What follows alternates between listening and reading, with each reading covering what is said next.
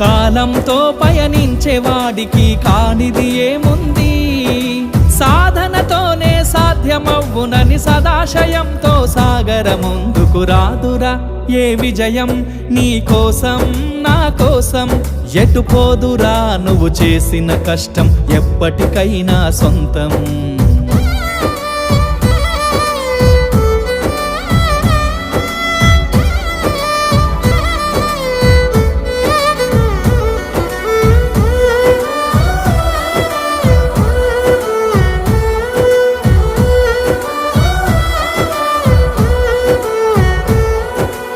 ఆకాశంలో అలలాగా పోయే ఆ పక్షులనే చూడు, అనుకున్న గమ్యమెంతున్న గాని అవి ఆపవు తమ పరుగు.